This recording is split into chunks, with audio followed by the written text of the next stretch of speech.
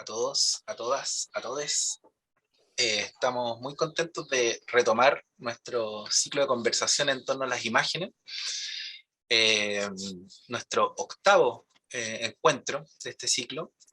Lo dejamos por un tiempo, por unos meses en suspenso, luego de nuestra conversación con Claudio Aguilera, y ahora estamos retomando con Valentina Montero. Bueno, decir que vamos a continuar a lo que queda del año. Vamos a invitar a Miguel Ángel Vidaurre, que dirige la carrera de cine y audiovisual de Arcos, y retomaremos luego el 2023 con más encuentros. El formato de la conversación, para los que por primera vez se están conectando, es de 1 hora más o menos de conversación, en donde el equipo de Agua Derramada hace preguntas a Valentina, y luego dejamos una media hora final del público. Pueden ir de todas maneras, en la medida en que fluye la conversación, anotando sus preguntas en el chat, y de esta manera nosotros al final recogemos sus preguntas y les pedimos que las formulen. Está además decir que es muy importante contar con vuestras preguntas, con vuestras inquietudes para aprovechar esta instancia, y digamos, bueno, justamente aprovechar que está Valentina aquí presente y poder preguntarle lo que a ustedes les parezca. La conversación después queda en el canal de la editorial, Agua Derramada Editorial, donde pueden además ver todas las conversaciones anteriores que hemos tenido. Bien, sin más, presentaré a Valentina Montero. Voy a leer una breve biografía intelectual de Valentina. Ella es periodista y licenciada en estética, y además doctora por la Universidad de Barcelona en la Facultad de Artes. Ha seguido una línea de imagen digital. Sus investigaciones y proyectos abordan los usos y apropiaciones de las tecnologías en la creación artística, principalmente latinoamericana, analizando cómo los lenguajes, herramientas y soportes tecnológicos han generado veloces transformaciones en las formas de producción, circulación y recepción de saberes, subjetividades y prácticas. Ella ha sido curadora en exposiciones para el Museo Nacional de Bellas Artes, la Bienal de Artes Mediales en Chile, el Encuentro Lumen en Magallanes, Centex en Valparaíso. También en MECAT, Drap Art, Mediateca Caixa Forum, Loop en España, Sinus en Brasil, Centro de Fotografía de Montevideo, entre otros. Ha dictado cursos y talleres en centros de estudio en España, Brasil, Ecuador, México, Uruguay y Chile, y para Node Center for Curatorial Studies, espacio online con sede en Berlín. Sus textos han sido publicados en catálogos y revistas especializadas como Leonardo, Art Notes, Aistesis, y en libros como Cinemas Transversais, Luminurias, de Sao Paulo, Red Art, New Utopias in Data Capitalism, Leonardo Almanac, Londres, Tecnología, Política y Algoritmos, del CENALTES en Villa del Mar, Desmantelando la Máquina Neural en Buenos Aires. En 2013 publica el libro By Reason or by Force, por la razón o por la fuerza, en la editorial Errant Bodies de Berlín, que abordaba las transformaciones culturales ocurridas desde el golpe de Estado en Chile hasta el movimiento estudiantil chileno en 2011. Ha realizado proyectos de cooperación internacional y una investigación postdoctoral financiada por ANIT Fondesit. Actualmente Valentina es profesora en el Magíster de Artes Mediales de la Universidad de Chile, directora del Magíster en Investigación-Creación de la Imagen en la Universidad Finisterra y directora de PAM, la plataforma Artes y Medios. Bien, Valentina, te damos la bienvenida. Estamos muy contentos de tenerte aquí.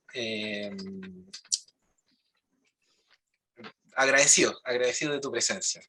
Esperamos tener contigo una muy bonita conversación. Aprovecho de introducir a quienes nos acompañarán con las preguntas. Profesor Tiso Troncoso, de Arcos, de la Formación General de Arcos, Waldo Cañete, profesor de la Escuela de Diseño y de Cine y Audiovisual, y Majo Puga, que es jefe de carrera de Ilustración en la sede Viña del Mar.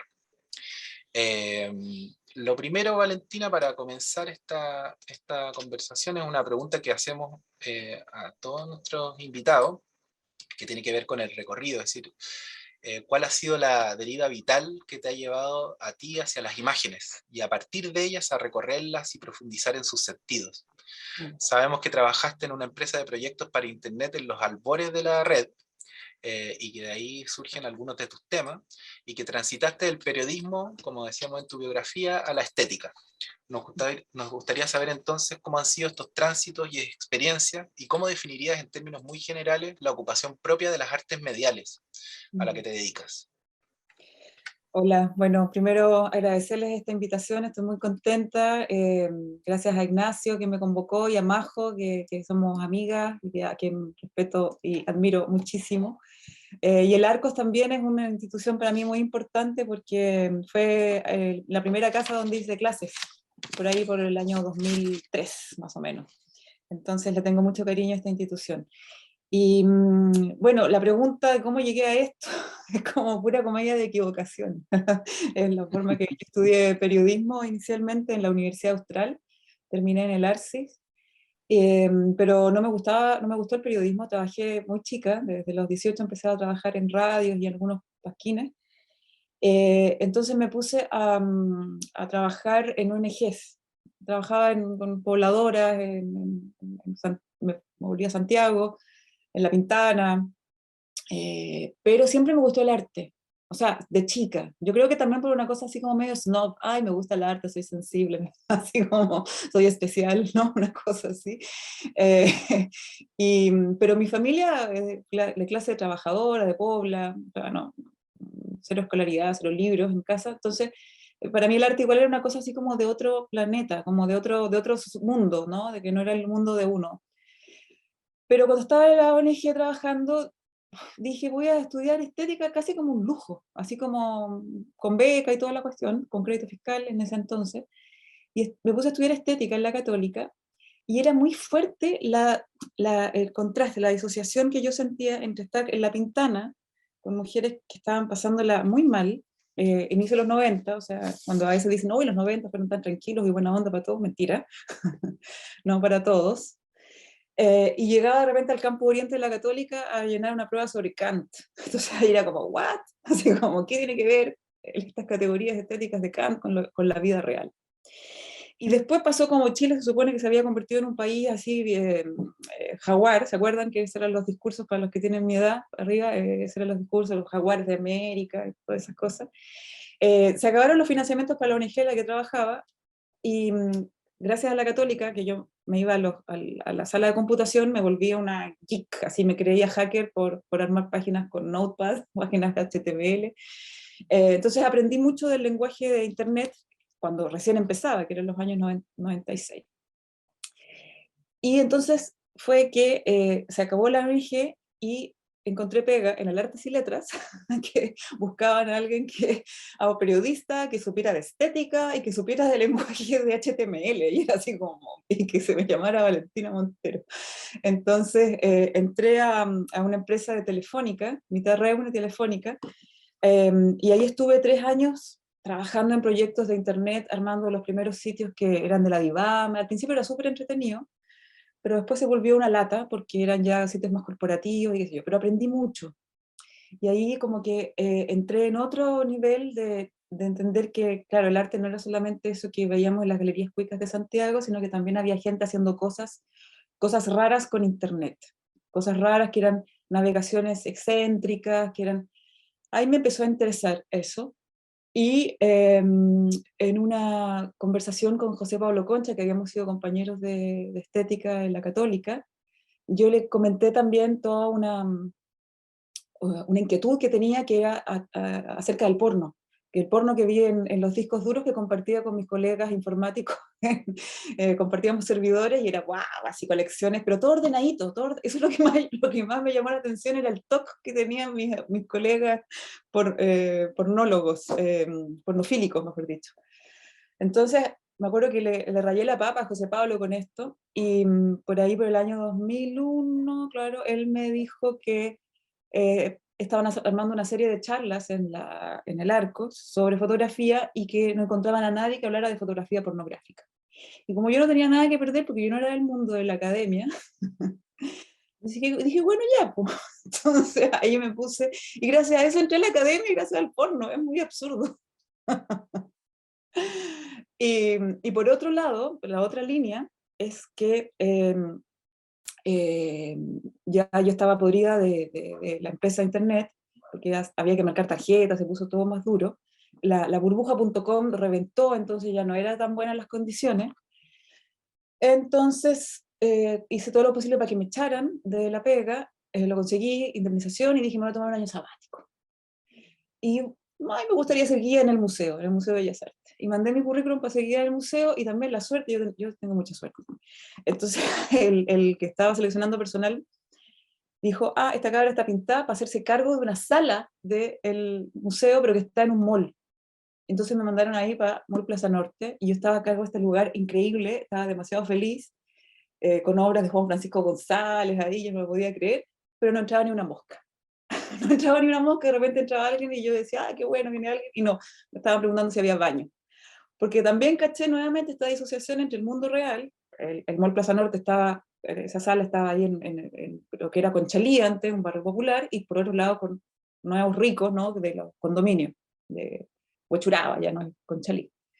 Entonces, ahí fue que me empezó a interesar la curaduría, porque con mi grupo, con el que estábamos trabajando, dijimos, no podemos hacer esto, vamos a tener que empezar a hacer cosas que vinculen a la gente, y como me interesaba mucho la fotografía, empezamos a hacer proyectos rescatando fotos del barrio, por ejemplo, y armando una gran exposición con eso, fotografías de rock, empezamos a tratar, y ahí recién empecé a entender lo que era la curaduría, que no era simplemente organizar una serie de imágenes en un espacio, sino que buscar sobre todo diálogos con la comunidad. O sea, y entonces fue también que en unos años después, que ahí coincidía con lo del Arcos, fue que un amigo me dice que estaban buscando productora, un amigo que había conocido gracias a Napster, o sea, año 2000, conocí ahí a Arturo Tapia, y de él llegué a Cristian Oyarzún, un artista digital, y ellos me cuentan que necesitaban a alguien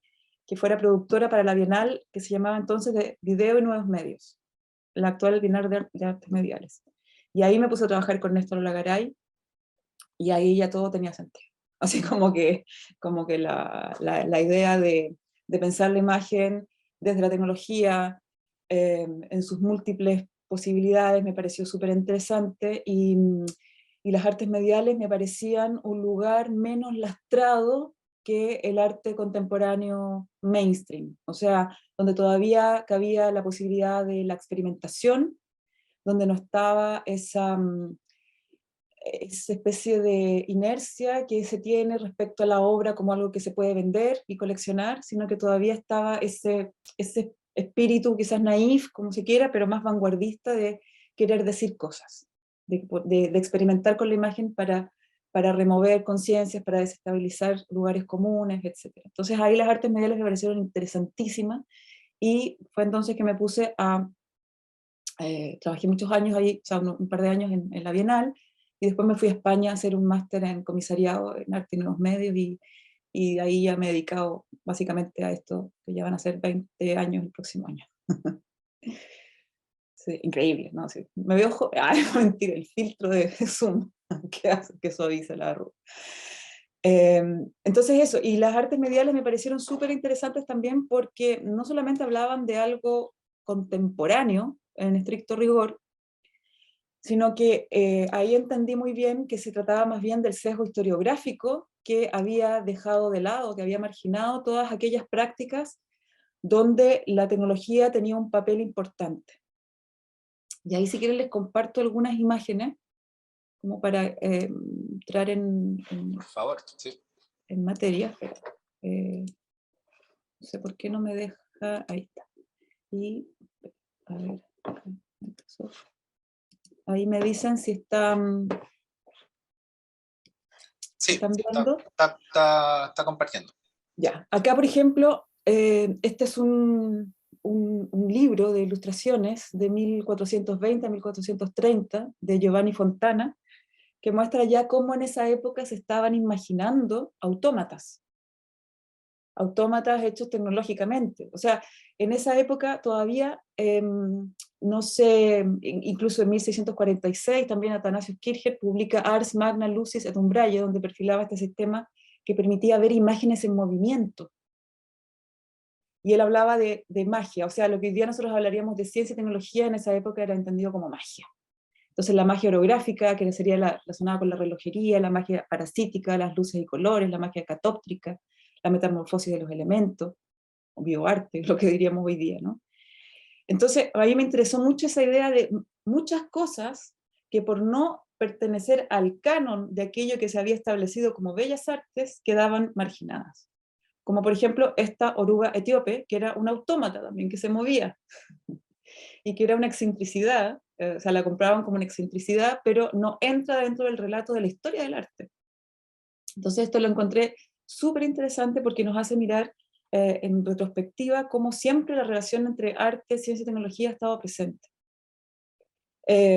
Y aun cuando en el siglo XX uno puede decir Duchamp, ¿cierto?, conocido como este artista que revoluciona todo con estas provocaciones que hacía respecto a la noción de autor, la noción de genio, de oficio, presentando objetos encontrados como este ready-made, que entre paréntesis fue en realidad una mujer la que se lo regaló, un artista también, el von Freytag, Loring Goen, pero aún así Duchamp sigue siendo considerado como desde esa mirada más desde el arte conceptual, y no desde sus intereses que eran también relacionados con la tecnología. O sea, por ejemplo, Duchamp hace estos rotorrelieve con estas esferas pintadas, y él lo veía como una invención que podía servir como también un aporte a la ciencia. O sea, no solamente el artista que se preocupa por lo científico o lo tecnológico para graficar, para ilustrar una teoría, sino que también el artista utilizando su propia creatividad, ofreciendo otras maneras de pensar, de leer el mundo.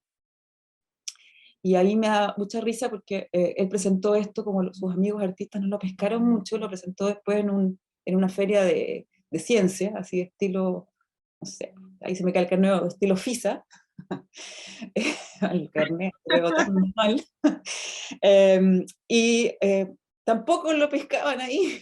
O sea, como que también estos aparatos, estas invenciones quedan en un lugar indeterminado. Y una amiga de ella, de Duchamp, hablaba que parecen que estos objetos, eh, que parece imposible de clasificarlos para los investigadores de tesis estéticas, y de razones inmediatas, pensando ahí en la técnica práctica, pues parecen tener una falta de estado civil. Entonces me interesó mucho esta falta de estado civil, estos seres que uno podría decir casi como queer, ¿no? que están ahí en una especie de intermedio que no es muy fácil de identificar. De hecho, en Brasil, hace los años 50, Abraham Palatnik, un brasileño muy, muy importante, él hacía esculturas cinéticas, esculturas que se movían, o sea, que eran visuales, pero además que se movían. Y él lo presenta, hace estos aparatos cinecromáticos, y lo presenta a la Bienal de Sao Paulo, pero y él lo dice en una entrevista, cuando yo mandé esa obra a la Bienal, la rechazaron, porque no sabían qué era, no era ni pintura ni escultura. Como los japoneses no enviaron sus trabajos en el plazo estipulado, me permitieron instalarlo. O sea, como que también me encantaba esa idea como de este artista que se infiltra, ¿no? Que se infiltra desde, y por eso yo lo relaciono, siempre cuando hago clases de artes mediales, yo relaciono un poco, lo comparo, el artista medial con el ornitorrinco. Este animalito que es muy particular, que tiene estas cuerpo como de nutria, que es mamífero, pero pone huevos, eh, que parece tan simpático, pero es venenoso, y que además tiene un sistema que detecta electromagnéticamente a sus predadores y a sus presas, y que además se descubrió hace pocos años, un par de años, que es bioluminiscente, o sea, que es fosforescente. Entonces, ¿qué es? De hecho, hay un libro muy famoso de Humberto Eco que se llama Kant y el ornitorrinco, donde justamente dice qué habría pasado con todo este sistema categorial que establece Kant si hubiera conocido el ornitorrinco, un animal que no era posible de encajar en ninguna categoría. Entonces, eso es lo que yo siento que pasa con los artistas mediales, que son de alguna manera como ornitorrincos, ¿no? Como que están ahí en ese intermedio, pero ¿qué son artistas? No sé qué. Entonces ahí creo que hay algo súper interesante, y bueno, hay muchos artistas así en Chile desde siempre, o sea, no es algo que se inventó con el internet, ¿no? En 1960, Juan Carlos Martinoy y Naum Joel inventaban también este aparato, el abstractoscopio cromático. De hecho, sus trabajos después fue publicado en la revista importante más antigua de arte, de ciencia y tecnología del MIT, en Estados Unidos, el Instituto de Massachusetts, donde presentan este proyecto, pero en Chile no los pescaban, y de hecho era mirado así como fiesta pública con marihuana, porque, porque iban proyectando esto en la época de la psicodelia, toda esa historia que no entra finalmente en los libros de historia en Chile. Enrique Castro Cid, otro artista bien particular chileno que estaba haciendo estas esculturas también, donde aludía a la cibernética. Matilde Pérez, que es quizás la más conocida, que armaba este túnel cinético que tú entrabas por ahí y cambiaba de colores. Eh, Alejandro Ciña, que trabajaba con tubos de neón en Chile. José Vicente Azuar, que creó el primer computador para hacer música, el primer computador en el mundo para hacer música electrónica. Entonces, como todo esto es una pena como que no queden, ¿no? Y esto pasó no solamente en Chile, por supuesto, o sea, en otros países, en Venezuela, este es de Venezuela, que hicieron este pabellón para celebrar los 100 años de la ciudad de Caracas. Y también muchas mujeres que estaban participando en América Latina. Felisa Burstins, por ejemplo, es una artista que trabajaba con esculturas cinéticas también, con una mirada feminista, romanticismo motorizado le llamaba esto, y hace toda una serie que se llama Las Histéricas, que eran estas especies de máquinas inútiles al estilo Tinguely, donde a ella le interesaba justamente esa relación entre el material encontrado, el material de desecho, que también me parece una cuestión súper interesante. Y en los años 70 ya empieza a haber arte por computadoras, hay de hecho un festival importante, una exposición arteónica en Brasil, en fin. O sea, como que hay toda una línea que es súper interesante de referentes que estaban presentes en América Latina, y que lamentablemente las lógicas del mercado, las instituciones y lo anticuadas que son las escuelas de arte perpetúan, ¿no? O sea, como que se sigue pensando en la escuela de arte como mención, pintura, grabado, escultura, sin los posibles cruces, sin las posibles influencias que está teniendo una manera para contestar el mundo contemporáneo. O sea, yo no digo que no tiene que haber pintura ni escultura, tiene que existir, pero debería haberse ampliado justamente estas otras posibilidades. Eso. Bueno, respondí muy largo la primera parte. No, muy bueno, muy bueno. Tirso, tú sigues con la segunda. Ah, no, Waldo, perdón. Vamos a cambiar de tema. Sí, o si quieren ¿Me hacer escuchan, no es cierto? ¿Se escucha bien? Sí. Sí. Pero vamos a retomar la curaduría más adelante. Ya. Bueno, nuestra pregunta va más o menos situada pensando en tus investigaciones, que están interesados los memes, ¿no es cierto? Vinculados a su producción, a la tradición artística y la de las vanguardias, ¿no? Resultado de la técnica como el fotomontaje, el collage, etc. Me gustaría que nos contara un poco sobre tus reflexiones sobre los memes, de por qué crees que han tenido un impacto tan hondo en el lenguaje visual de nuestras nuevas generaciones. Sí, bueno, también ahí quizás decir que en la historia de la foto, lo interesante también, y ahí si quieren también, bueno, comparto algunas imágenes. No traje imágenes de memes porque encontré mi archivo con todo de pero sí algunas imágenes que me parece que son interesantes, esta que ya conocen, me imagino todos ustedes, que es una vez que surge la fotografía, ya sabemos, ¿cierto?, que la fotografía surge como una especie de necesidad social asociada a la ilustración, asociada al positivismo.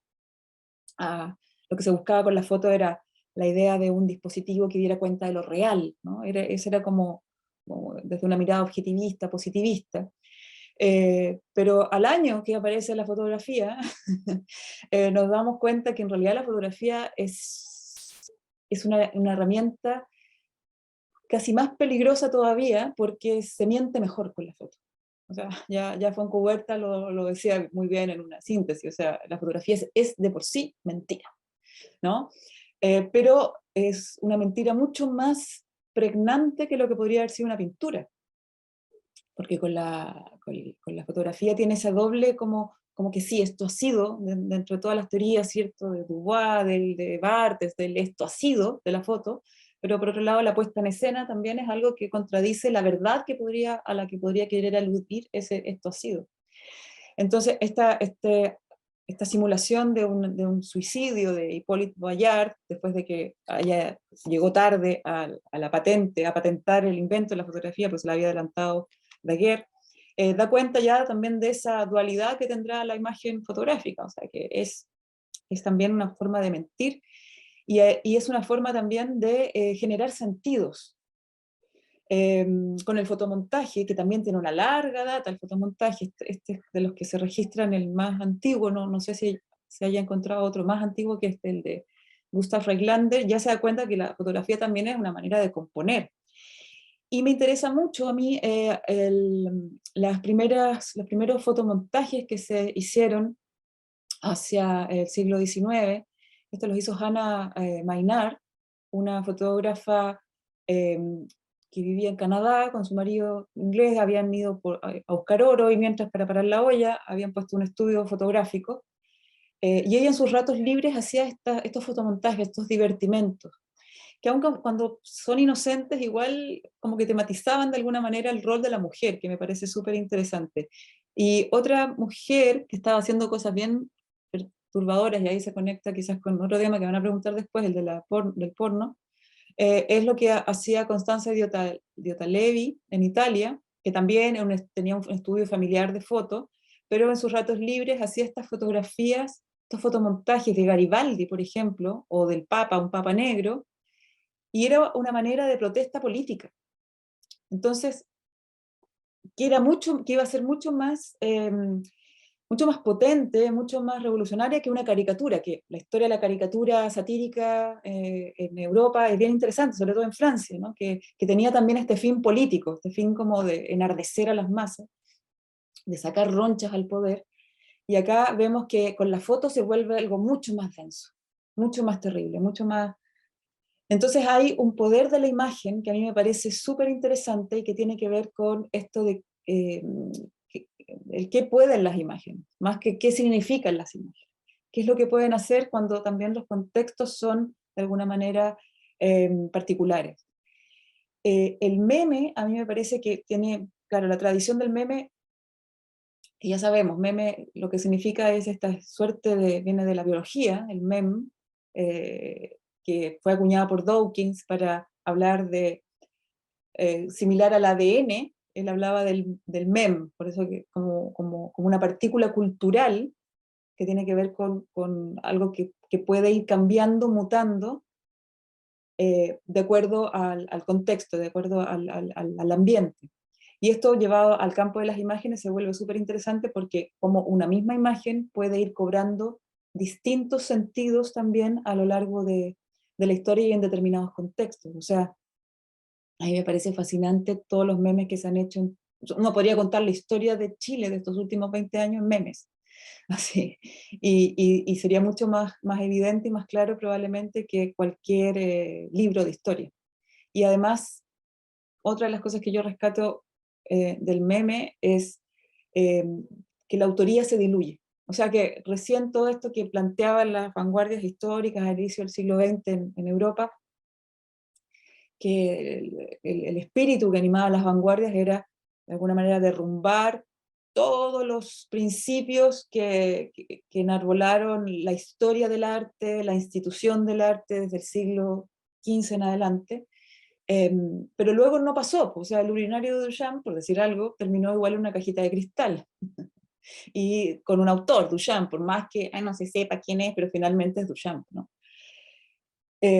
Y por ahí también se decía que las vanguardias habían fracasado por eso mismo, por esa cooptación tanto del mercado como de las instituciones. Pero, si uno lo analiza bien, en realidad no fracasaron, porque el espíritu justamente de manipulación, de apropiación de las imágenes y de su utilización con un fin político está muy presente, para mi gusto, hoy día, no solamente en los memes visuales, que son los que conocemos, sino también, por ejemplo, yo hablo de los memes sonoros, que son estos audios que la gente usa en TikTok y se reapropia, ¿no? Y que les va cambiando también el sentido. O sea, yo creo que hay ahí una cuestión bien interesante de una energía colectiva, ¿no? Que va jugando con esto y que se convierte en una herramienta, en un aparato político súper, súper potente. O sea, yo me acuerdo, por ejemplo, cuando en los años, hace unos años, hace como 10 años atrás más o menos, el, un diputado, Sabac, había hecho una ley anti-meme, ¿no? O sea, quería prohibir el uso, que la gente se riera de los políticos mediante sus imágenes, e inmediatamente él mismo se convirtió en un meme. Así como, no sé, ponían la típica imagen de Obama, muerto de la risa, comentando la noticia de Sabac. O sea, y eso lo obligó a recular esa potencia de la ironía, ¿no? Tiene ese poder así como destructor también el humor, que terminó bajando su proyecto de ley. Entonces ahí yo creo que hay una potencia súper interesante, que por supuesto también se ha banalizado, eso es verdad, pero sin embargo sigue siendo, yo creo, eficiente el uso de la imagen. Y ahí pensar y recordar que lo sintetiza muy bien la Andrea Soto Calderón, que la tuvieron aquí de invitada, ¿no? En su libro La performatividad de la imagen. O sea, ella habla justamente de cómo las imágenes no se debería entender la imagen como desde una ontología de la imagen, sino que más bien desde esta potencia, de esta particular manera que tiene la imagen de afectarnos, de ser provocadoras todavía, aun cuando el lugar común, es decir, estamos llenos de imágenes, ya las imágenes no dicen nada, pero sí dicen. O sea, yo me acuerdo, hace unos años atrás, hice una exposición con Felipe Rivas San Martín, un artista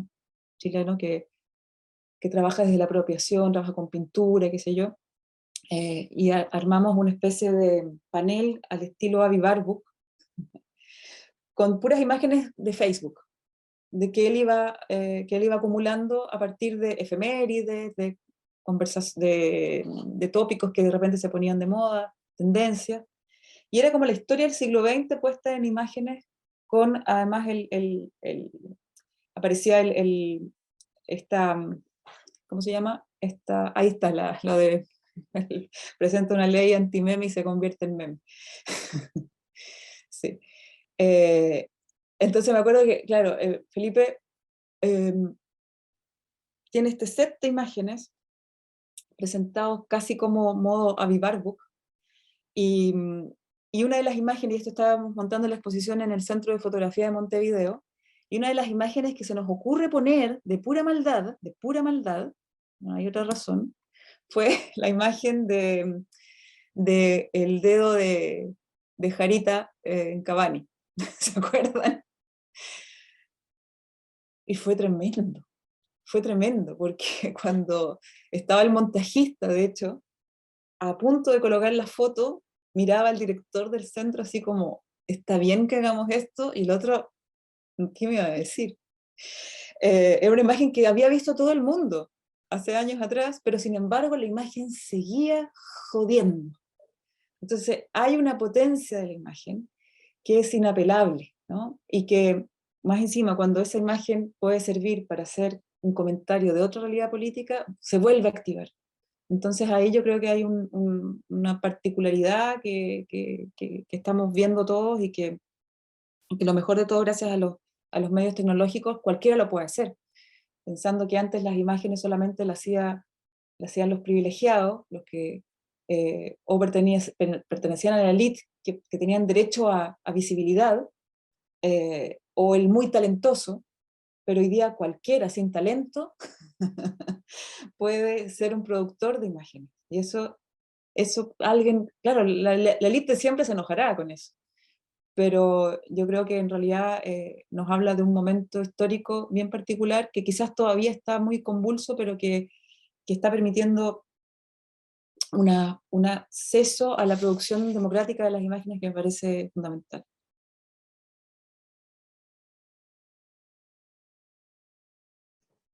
Buenísimo.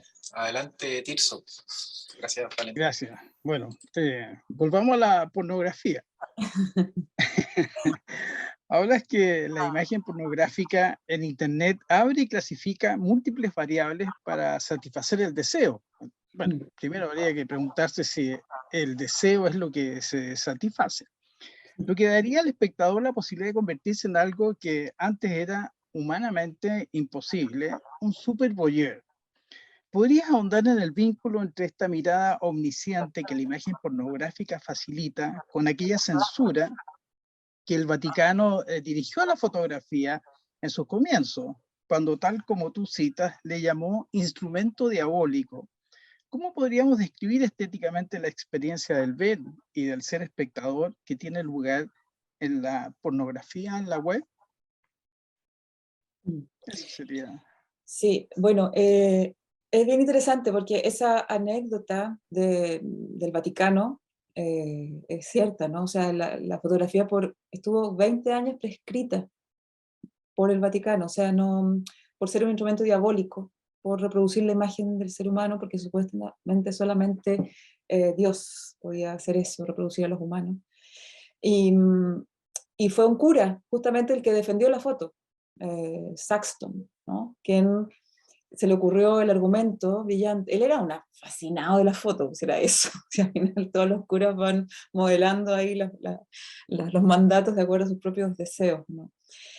Y el argumento que erigió fue que la invención de la fotografía le daba como un argumento científico al milagro del manto de Jesús, el manto de Cristo.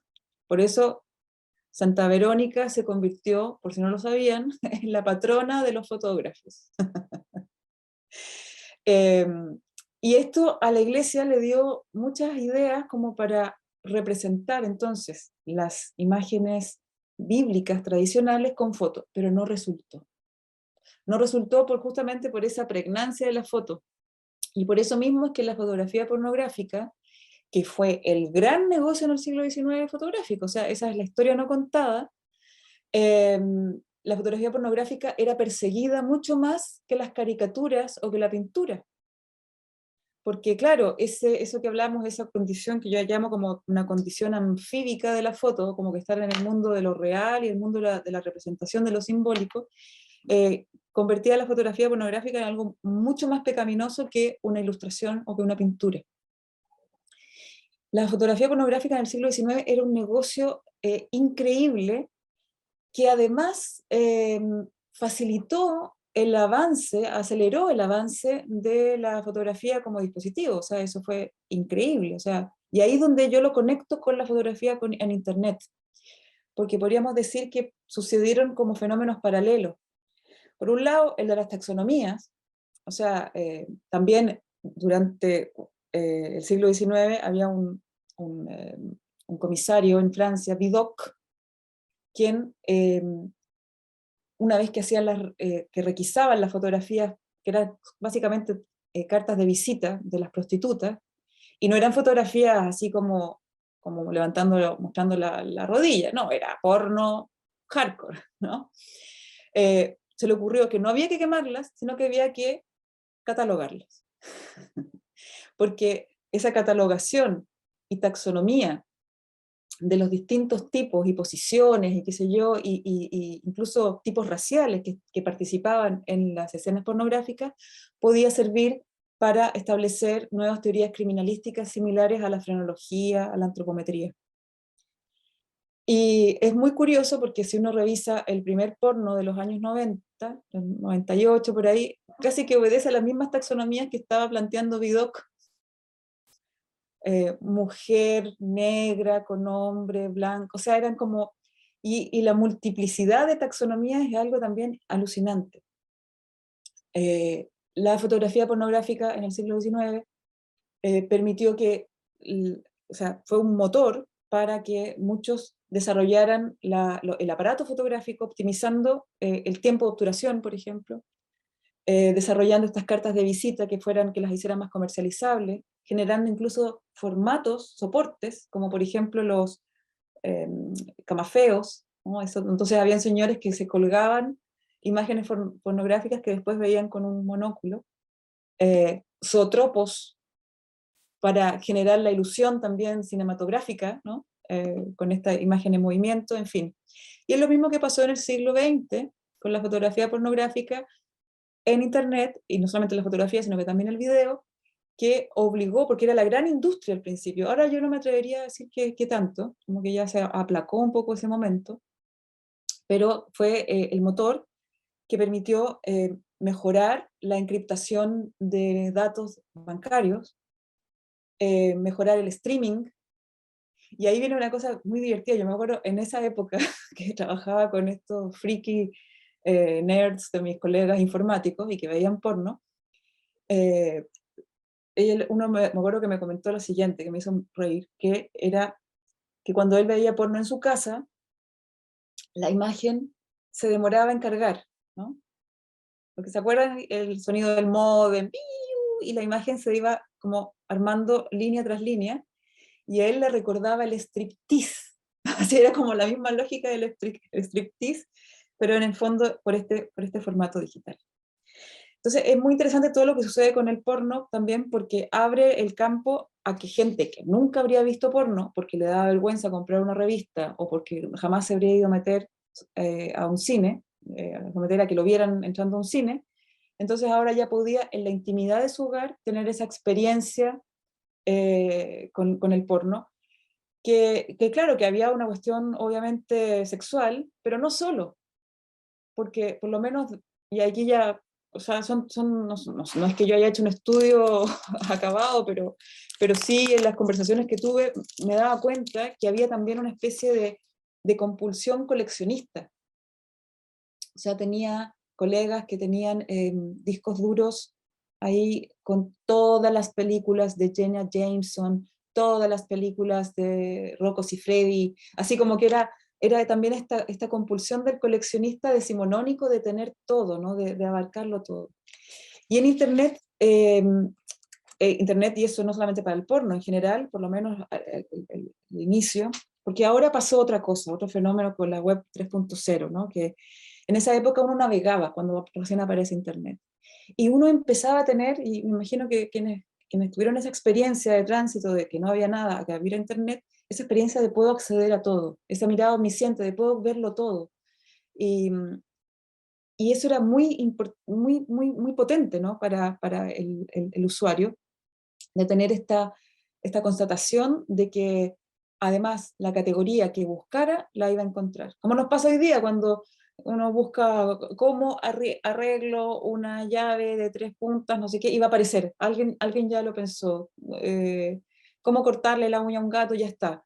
Lo mismo pasa con los géneros del porno, ¿no?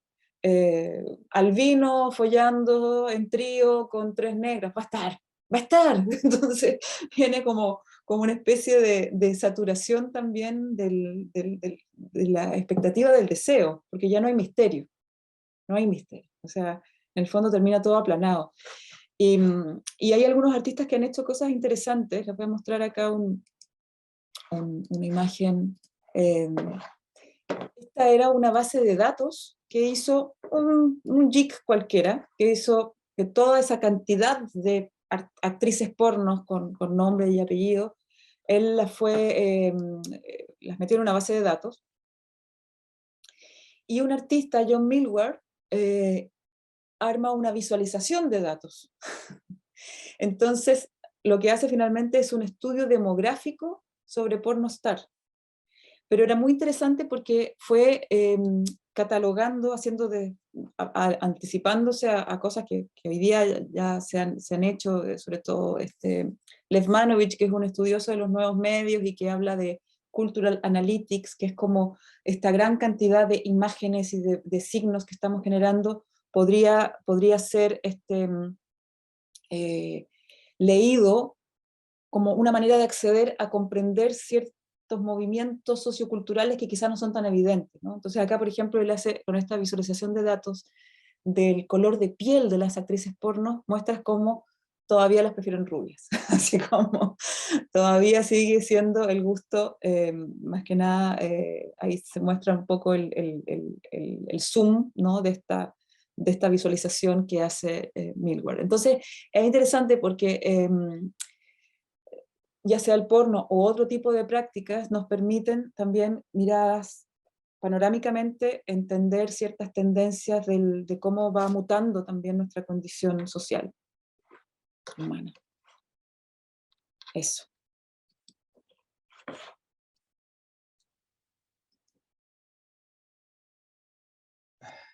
Vamos a una más, a ver si podemos. ¿Ya? En tu artículo High Tech Worker de NetArt, aproximaciones al NetArt desde América Latina, entre las fascinaciones y la sospecha, así se llama tu texto, tu ensayo, das cuenta del drama de la pérdida de los primeros trabajos de artistas que optaron por hacer arte en los soportes computacionales, cuyas obras caducaron por la rápida obsolescencia de los programas y sitios de soporte. Quien quiere investigar sobre la historia del NetArt se encontrará entonces por una parte con la imposibilidad de acceder a aquellas obras iniciales y por otra parte con el retraso de la institución museológica de incorporar estas nuevas formas de hacer arte. Para una historiadora de estas nuevas formas de hacer arte parece un camino con pocas opciones de recuperar lo perdido. Nos gustaría conocer tu opinión respecto a qué significa trabajar con obras que de alguna manera han sido víctimas de esta obsolescencia no programada, habría que decir, ¿no? Sí, bueno, para mí fue bien dramático porque mi tesis doctoral la hice sobre artes mediales en Chile en la postdictadura. Y no estaban en ninguna parte las obras, porque son obras inestables. O sea, todas las obras son inestables. Una pintura también se degrada si no se conserva, pero es más dramático con obras electrónicas que dependían justamente de por ejemplo, un software o un plugin. De hecho, en los años 2000 muchas de las cosas que se hicieron se hacían con Flash. No sé si se acuerdan de ese formato. Y Adobe terminó con el plugin de Flash. O sea, cada vez que uno accede a una de esas obras ahora, de las páginas web de algunos artistas, te encuentras con el icono del plugin de Flash como un fantasma, así como desteñido, ¿no? Entonces como que se cerraron, se clausuraron. Y eso es súper dramático para la historiografía del arte, porque si ya hablábamos, si ya podíamos constatar cuando les mostraba los primeros ejemplos de cruces entre arte, ciencia y tecnología, ya hay una marginación de esas prácticas debido a la historiografía que generalmente estaba apegado a un canon determinado, por lo menos hasta el siglo XIX, estas otras piezas que además no son deseables por las instituciones porque es más difícil de conservar, porque son más difíciles de vender, entonces como que hay todo un periodo que queda como anulado. Es como si los talibanes hubieran llegado a Europa en el siglo XVI y hubieran destruido todas las obras del inicio del Renacimiento. Algo así más o menos sucede. Entonces, para mí y como para otros colegas que trabajamos interesados en estos temas, es súper difícil y la única manera que tenemos de acceder a esto es a través de entrevistas con los artistas cuando están vivos, espiritismo si están, no, o bien los catálogos, ¿no? Los catálogos de las exposiciones, que por eso es tan importante hacer catálogos.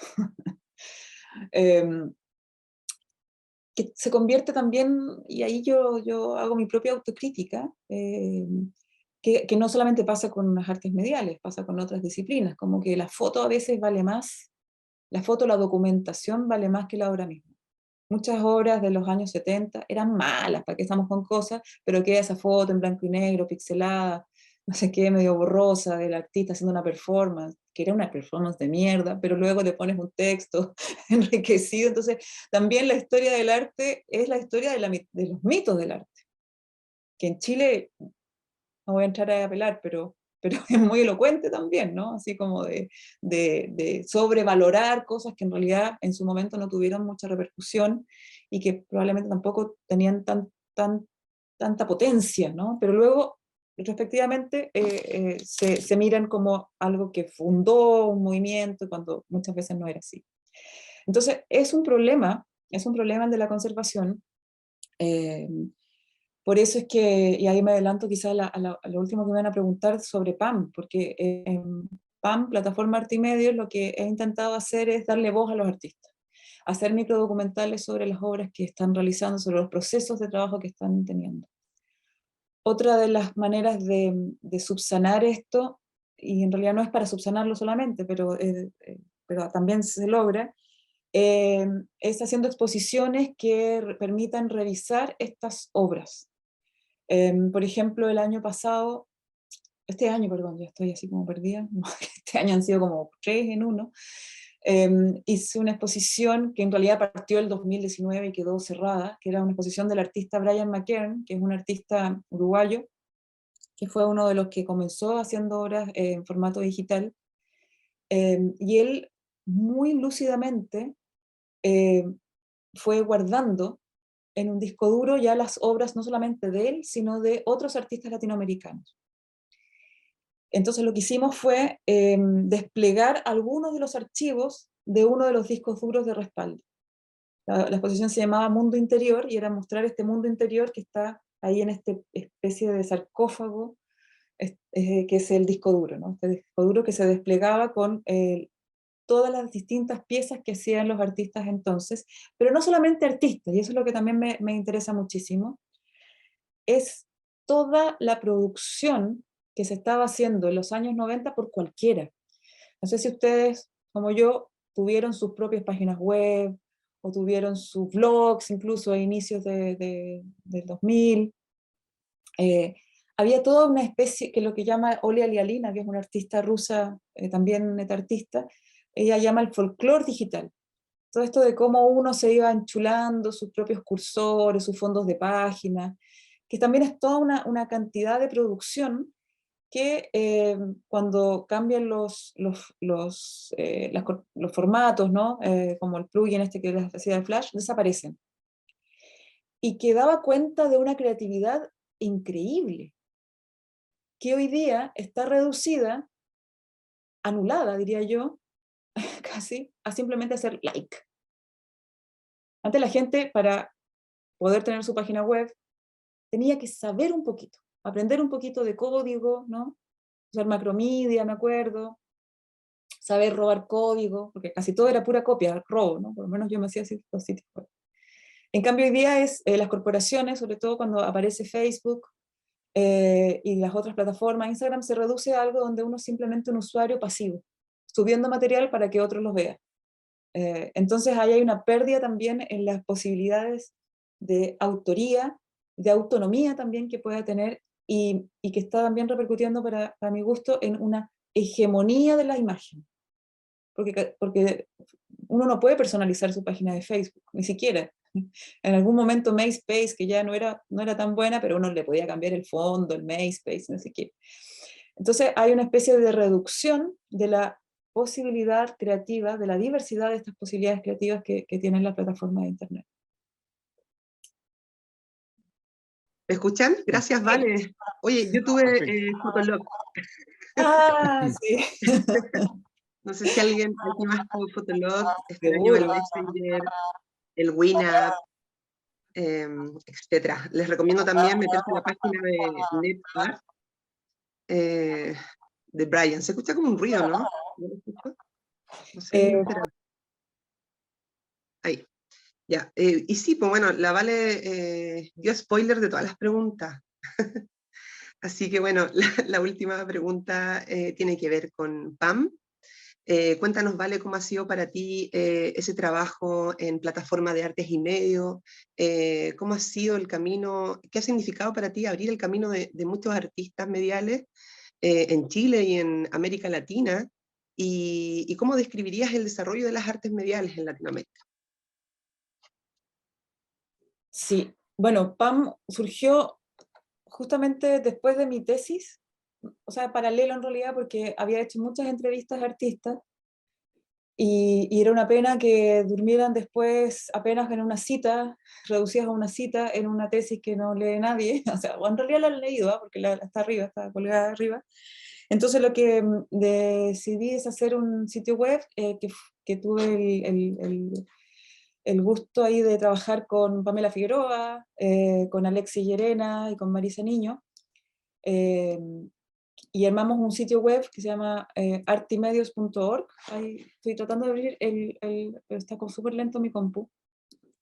Pero si entran a artimedios.org, ahí van a poder encontrar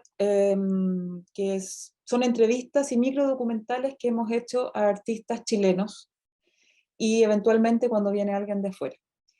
Donde que nos interesa es que ellos den cuenta de los procesos de trabajo, porque la mayoría de los proyectos de artes mediales implica un trabajo de investigación muy profundo, de investigación técnica, pero también conceptual, etc.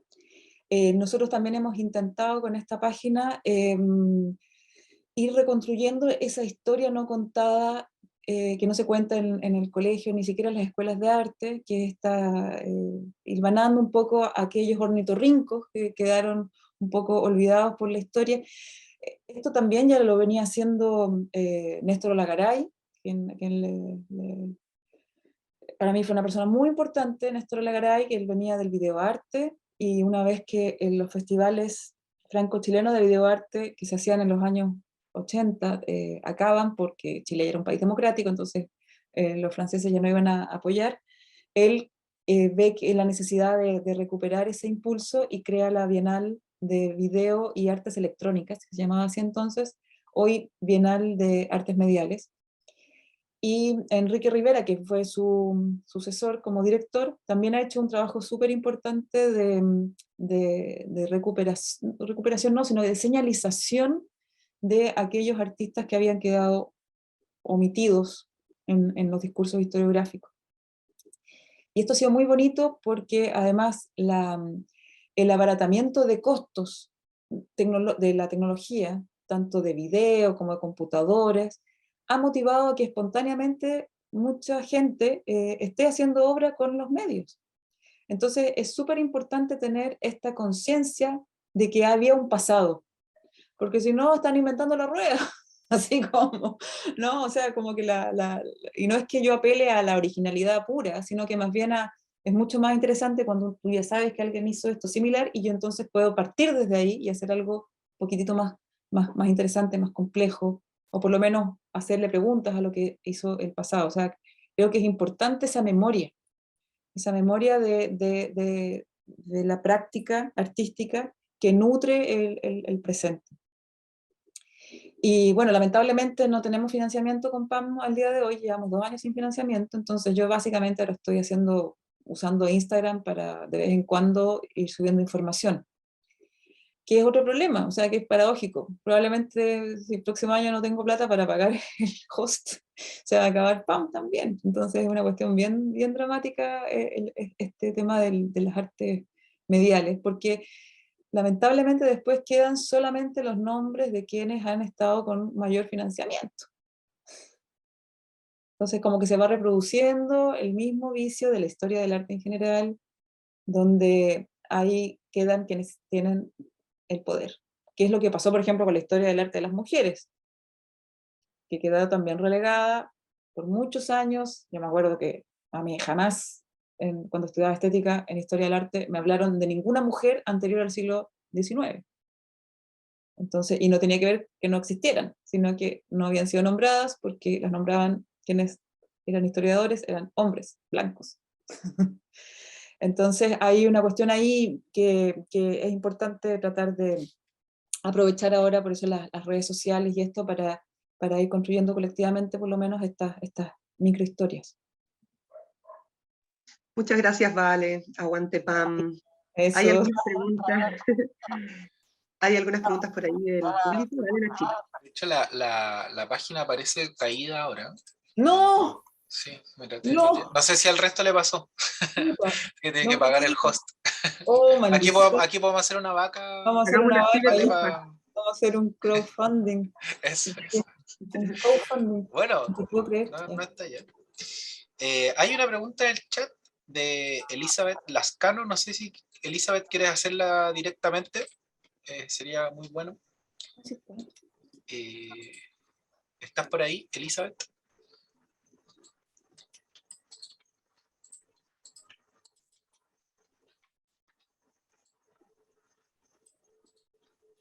Ahí está, dice que está sin micrófono. Hola, Elizabeth, nos conocemos. Hola, Elisa.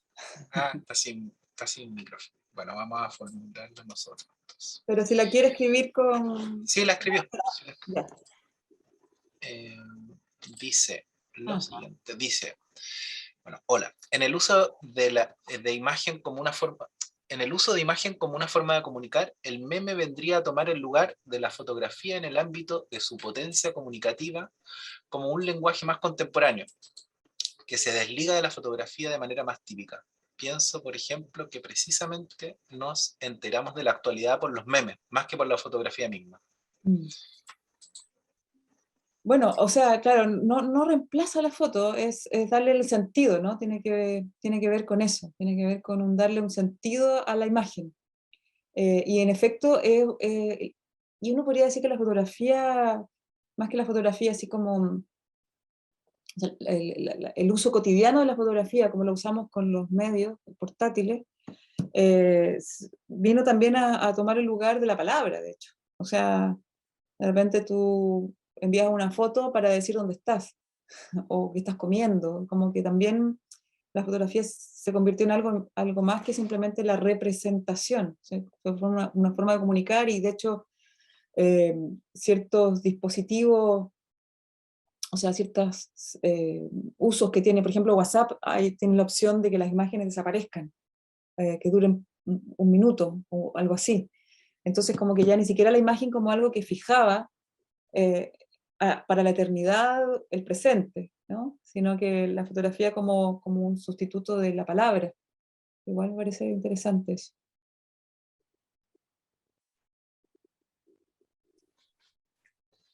Yael Apablaza, ¿quieres formular tú la pregunta para escuchar tu voz? Hola, ¿cómo están? Hola, Yael. Bueno, mi pregunta es, ¿cómo valoras tú a la hora de hacer una curaduría o de seleccionar alguna artista u obra para registrar en el archivo, o expuesta al público, etcétera? ¿Cómo es tu estrategia para valorar algún trabajo por sobre otro o algún conjunto de trabajos? Escucha, es una pregunta súper difícil porque, o sea, la respuesta es difícil, porque no hay un canon, ¿no? No hay un canon, no es, o sea, si esto me lo hubieras preguntado, hubiera estado yo en el siglo XIX, quizá habría sido mucho más fácil.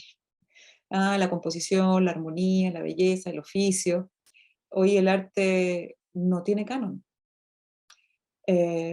O sea, de hecho ya no hablo de arte, hablo de prácticas artísticas, porque cuando uno dice el arte hoy debería ser así, el arte no debería ser ni es nada. Lo que existen son artistas y prácticas artísticas, y todas esas son muy plurales. Particularmente cuando me enfrento a una curaduría, hay una mezcla de intuición también. Hay obras que me pueden parecer malas o buenas, pero eso obedece también a una coherencia interna que yo pueda advertir o no en las obras. O sea, es lo que me pasa, por ejemplo, cuando estoy de profe. De hecho, yo les digo a los alumnos, a las alumnas que estoy reivindicando una palabra que no se debería usar, pero es la palabra fome. Así como, a veces hay obras que están buenas, que están bien hechas, son fome. A mí no me interesa el arte fome, así como, así ¿no? Como, porque hay cosas así conceptualmente que están súper bien, la buena factura, pero no me mueve un pelo, o sea, no pasó nada, si la veo, no la veo, no cambió nada en mí. Entonces, y ahí, claro, yo me aprovecho del lugar de la curaduría para escoger qué es lo que a mí me toca y qué es lo que consigo que con la elección de esa obra haya un diálogo con el resto de las piezas que haya seleccionado. Como contar un cuento. Pero no existe la obra mala, se supone. O sea, todo va a cambiar mucho con el tiempo. O sea, desde el urinario de Duchamp era en realidad un recurso retórico para instalar una idea. No era una obra en sí misma como se podría esperar de ver una escultura y ver si es bella o bonita, interesante o conmovedora. Era una bomba de granada que él había lanzado a la institución artística para dinamitarlo todo. Entonces, hay piezas que funcionan así, que funcionan más bien como provocaciones, y otras que sí están más vinculadas quizás a un antiguo modelo de mirar donde uno busca la belleza, por ejemplo, y eso también es súper válido hoy día. Un tiempo la crítica de arte como que excluyó la belleza también. Yo creo que no, yo creo que hoy día, por suerte, la multiplicidad de sensibilidades permiten la coexistencia de distintas prácticas artísticas. Muchas gracias. A ti, Yael.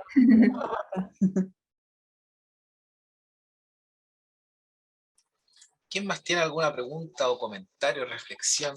Tenemos 20 minutitos, aprovechemos a Valentina. Aquí Mario pregunta. Adelante, Mario. Gracias, Valentina. Gracias. Wow. Todavía estoy digiriendo. ¿No? ¿Me escuchas? ¿Ahí sí? Sí, súper. Todavía estoy como digiriendo lo que nos estás compartiendo. Me encantó tu relato de cómo llegaste, la primera pregunta, así, el viaje que has transitado. Y me acuerdo de... Ay, te silenciaste. Ay. Te silenciaste. Ahí sí, volví. Ahí sí. Y me acordé de Néstor Olagaray que le hice ayudantía en taller de realización. Bueno, y él también fue mi profe. Al principio no entendía nada, pero poco a poco fui como sintonizando con su experiencia, su mirada. Y se tuvo que ir una bienal triste. Y quedé ahí a cargo de la asignatura y así comencé como docente a ser bien. Así que también recuerdo con harto cariño a Néstor. Y tenía una forma muy particular de hablar, me acuerdo también. Oye, hacia dónde, por dónde imaginas, piensas que puede desplegar el arte medial en Chile en los próximos años? Posibles nuevos lenguajes, tensiones, tú que ahí tienes, no sé, un panorama o un mapeo, ves porque veo entrecruces infinitos, entonces, ¿cómo ves eso y cómo crees que los jóvenes o jóvenes pueden ir explorando también por ese camino? No sé. Ahora tú te sigues. Sí, sí, Néstor. Sí, no me olvido la voz de Néstor. Era lo máximo. Sí, bueno, es que es múltiple la manera en que están desarrollándose experiencias. De hecho, ahora estoy curando una exposición para el MAC, que se va a inaugurar el 6 de diciembre. Están todos invitados. Que se trata de una selección de los envíos que se han hecho de obras a Ars Electrónica, envíos chilenos a Ars Electrónica, esto financiado por el MINCAP. Entonces, como lamentablemente en los años de pandemia muchos de esos proyectos fueron solamente web, entonces la idea es poder, y también obras que se mostraron allá en Linz nomás. Ars Electrónica, para quienes no sepan, es el festival más antiguo que hay de arte electrónico, que se hace en Austria. Y claro, haciendo la curaduría, que estamos ahí con la Jo Contreras y con Daniel Cruz, es interesante porque muchos están trabajando desde abordar la idea de sistema, no solamente como sistema tecnológico, sino que también ecosistémico. Entonces, se están dando unos cruces bien interesantes ahí. Por ejemplo, uno de los proyectos que se presentó es del Museo del Hongo, que es súper interesante ese grupo que se armó ahí, donde analizan el sistema Fungi, encontrando equivalencias con los sistemas informáticos, las redes informáticas. Entonces es como que cada vez más las distinciones entre naturaleza y cultura se van difuminando. De hecho, a mí yo coincido con los postulados que plantean que la naturaleza ya es un concepto obsoleto, o sea, porque ¿qué es naturaleza? O sea, ¿qué somos nosotros? Si al final no somos alienígenas, ¿no? Por más que algunos políticos digan que somos alienígenas, pero no somos alienígenas, ¿no? O sea, somos naturaleza también, y así como un castor arma sus cosas con palitos y construyendo cosas, nosotros hemos hecho estas otras.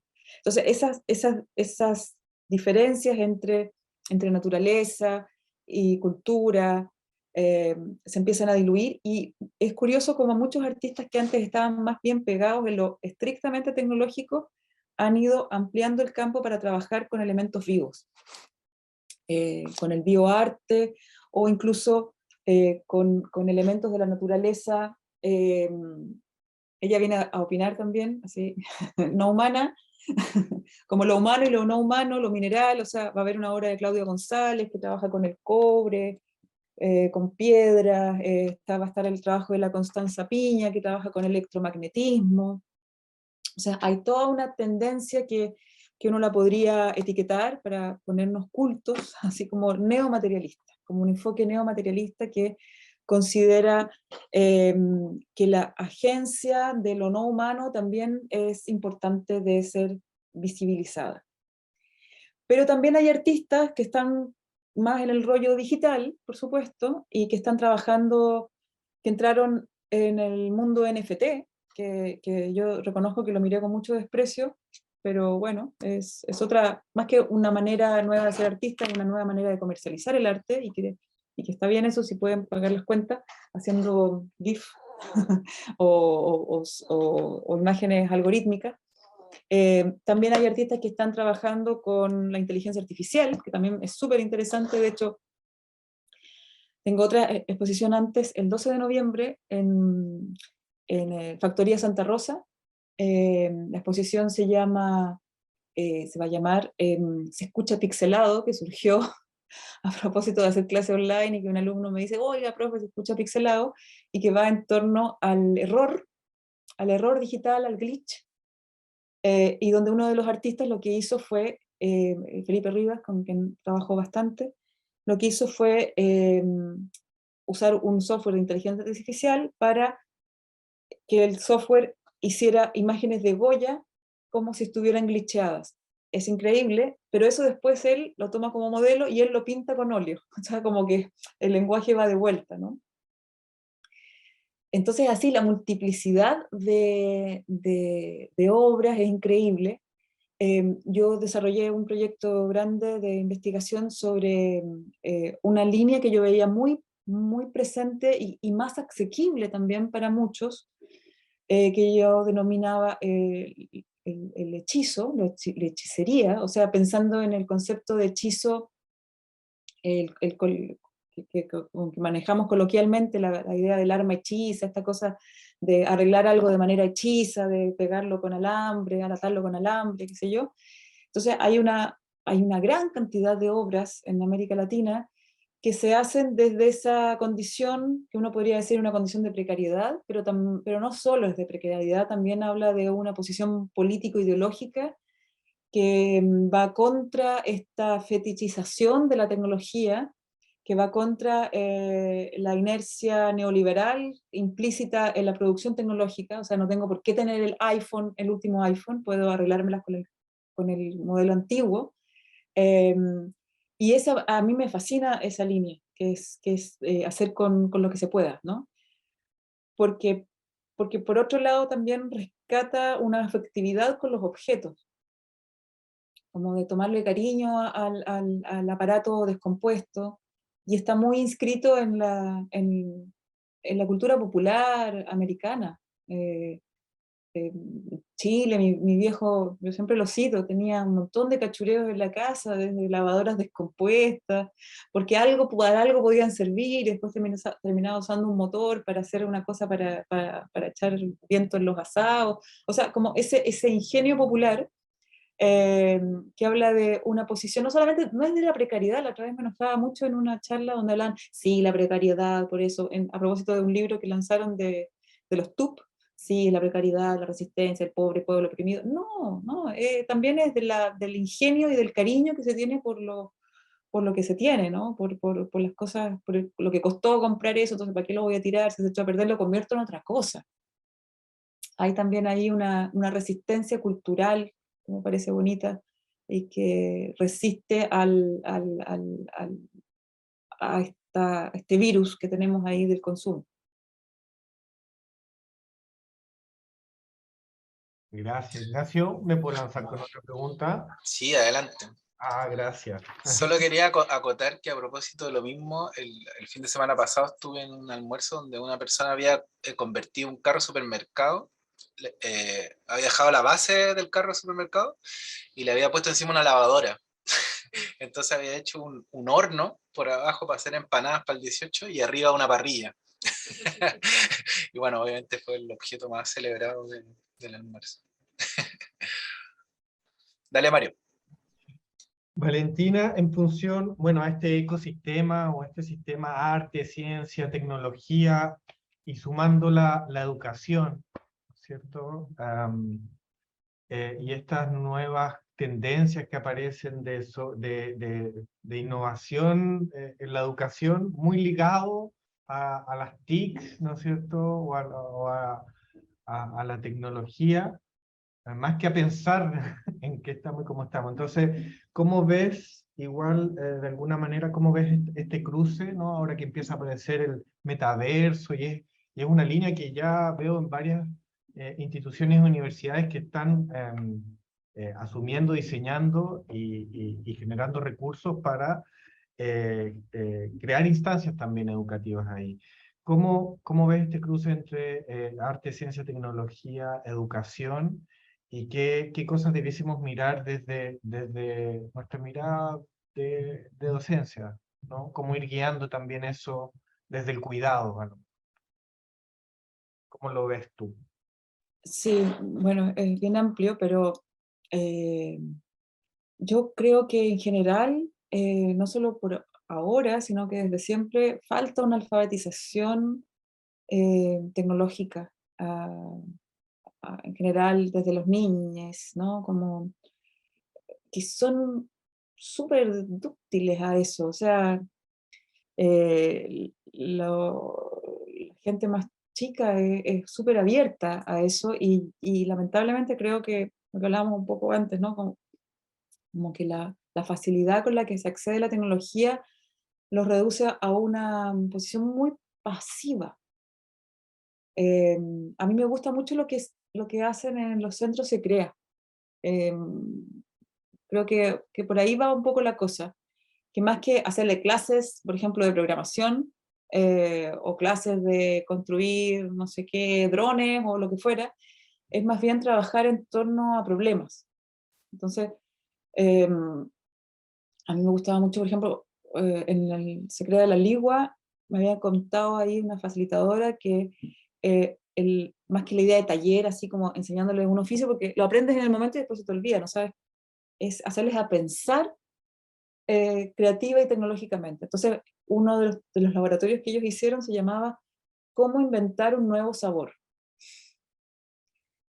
Entonces, eso implicaba una serie de abordajes, desde química, desde analizar las tradiciones, desde una cuestión más estética, más lúdica, o sea, como que creo que esa debería ser una manera de plantear la enseñanza en general, porque eso de matemática por un lado, inglés por el otro, castellano, o sea, como que creo que esa manera estanca, que a veces yo me acuerdo cuando estaba en el liceo, profesora, ¿para qué sirven las funciones?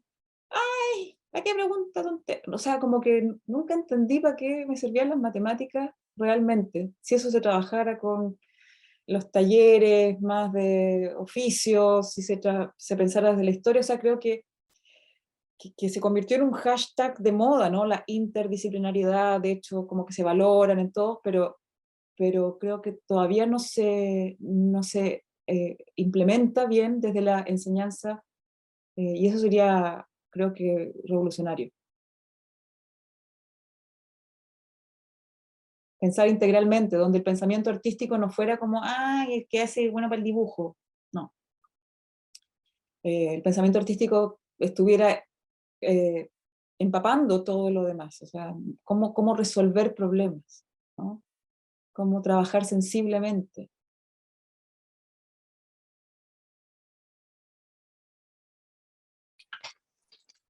Ya él tiene otra pregunta. Sí, a partir de eso mismo, como de la falta de capacidad de reflexión que se está dando hoy día justamente por cómo se enfrentan los niños a la tecnología. Y mi pregunta va hacia cuál es la influencia del meme, por ejemplo, que tiene harta circulación en las redes sociales, etcétera, es como parte de la cultura visual de hoy en día. Y ¿cómo influye el meme en esta capacidad de reflexión o de diálogo, si se genera o si no, a partir de un meme? Más allá de como de la típica reacción que uno tiene, que es como la risa o la reacción política. Eso.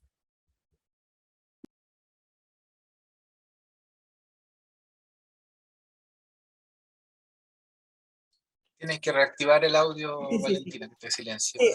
Sí, creo que ya lo había dicho de alguna manera, ¿no? Como que el meme tiene yo lo valoro desde la práctica, desde esta dilución de la autoría, de cualquiera puede hacerlo, de que hay meme generator, que puede hacer cualquiera, usar una imagen, o sea, ya no necesitas tener ni Photoshop para hacer un meme, con el celular se pueden hacer, o sea, creo que es una herramienta. El uso que eso se dé, por supuesto que siempre van a haber cosas más afortunadas que otras. Es que, claro, no me atrevo a responder eso, es como más sociológico, pero yo lo veo más, o sea, yo veo ahí lo que había dicho antes, una potencia disruptiva que sigue operando, a pesar de que ya estamos acostumbrados a los memes y quizás termina, como todas las prácticas, al final generan esta cosa apaciguadora, no sé. Lo digo porque, claro, una marcha, pero cuando hay marcha cada día pierde la potencia, ¿no? Como que algo sucede y tienen que renovarse los lenguajes. No era un meme, pero yo me acuerdo muy bien cuando yo estaba todavía viviendo en España y vi por la tele la marcha esta de los zombies, el thriller, el flash mob que hicieron de Michael Jackson, lo vi por la tele, en el canal nacional de España, o sea, a horario premium. O sea, fue tan genial, encuentro, eso de apropiarse de un símbolo cultural, que era el thriller de Michael Jackson finalmente, pero para darle a eso un contenido local, y fue tan masivo y tan lindo y yo me emocionaba porque decía, oh, qué buena metáfora usaron, esto de usar la metáfora del zombie, ¿no? O sea, el zombie como el muerto en vida, que era la condición del deudor, finalmente, del deudor estudiantil. Entonces, tenía capas, no era solamente la rabia y la ilustración de las denuncias, sino que había múltiples capas que yo creo que es lo que logró conectar. Entonces, así, el meme en sí mismo no es ni bueno ni malo, será las distintas abordajes que tenga, el que le va a dar una potencia o no, desde la creatividad justamente con la que se pueda asumir esto como como un dispositivo político, no solamente para la denuncia, sino incluso para imaginar otras cosas, ¿no? Como para promover una imaginación política. Por ejemplo, me acuerdo también por ahí por el año 2010, creo que fue un pueblo palestino también. ¿Cuándo fue que apareció la película Avatar? ¿El 2009? Avatar, ¿se acuerdan? Sí, ¿Sí? Julio tiene que saber. es una película de 23 Studio. ¿Y qué año fue que apareció? 2009. 2009. La Yo me historia acuerdo de una raza, Una raza totalmente diferente, un mundo extraño. Bueno, y al año siguiente, esa película fue muy masiva por toda la cosa de 3D y no sé qué, bla, bla, bla. Casi se sobrepasó de las 2 horas de Sí, evento. sí. Y bueno, al año siguiente, un pueblo palestino que llevaba mucho tiempo reclamando por los constantes abusos que tenían el gobierno israelí contra ellos, hizo una marcha donde se pintaron el cuerpo de azul como si fueran los personajes de Avatar. Y eso logró dar la vuelta al mundo como noticia. Entonces es interesante ese retrucaje, porque claro, las primeras vanguardias tenían toda esta cosa emancipatoria, pero toda esa potencia emancipatoria, como muy bien lo describe Idea Debord, fue de alguna manera cooptada para el mercado. O sea, todos los primeros fotomontajes, por ejemplo, que se hacían, después terminan siendo capitalizados por la industria publicitaria. O sea, toda esa energía creativa termina siendo ocupada por el sistema para plantear su discurso. Entonces es muy interesante cuando ocurre al revés, ¿no? Cuando ese despliegue creativo de la industria del entretenimiento es absorbida, es secuestrada o expropiada, mejor dicho es la palabra, por los movimientos sociales para así hacer de sus demandas particulares, locales, colectivas o marginales, algo masivo. Entonces hay una especie de batalla cultural, ¿no? Como de cómo usamos la creatividad, para qué la usamos. La creatividad se puede usar para una película hollywoodense, pero también se puede usar como una herramienta comunicativa súper potente porque tiene varias capas de sentido, no solamente el panfleto.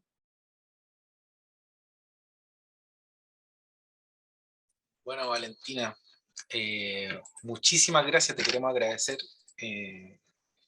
profundamente esta conversación. Creo que como tú decías recién, tiene la misma conversación muchas capas y muchos temas y subtemas que quedaron ahí latentes, así que sería muy bueno en algún momento más adelante poder retomar la conversación contigo. Estamos contentos de haber iniciado este diálogo y bueno, el Arcos es tu casa también, así que es como una... Ernesto Olagaray, a propósito, digamos, profesor de Arco y subdirector de la revista Ojo de Buey, etc. Es decir, estamos muy contentos de tenerte y esperamos poder invitarte a nuevas instancias más adelante. Bueno, Así que muy agradecido, gracias a todos, a todas por haber participado y seguimos en contacto. muchas gracias, Gracias. Ignacio, y a todos por la participación y la invitación tan linda. Que estén muy Excelente. bien. Chao. Gracias. Abrazos, Chao. que estén muy bien. Chao, Chao, chao. chao.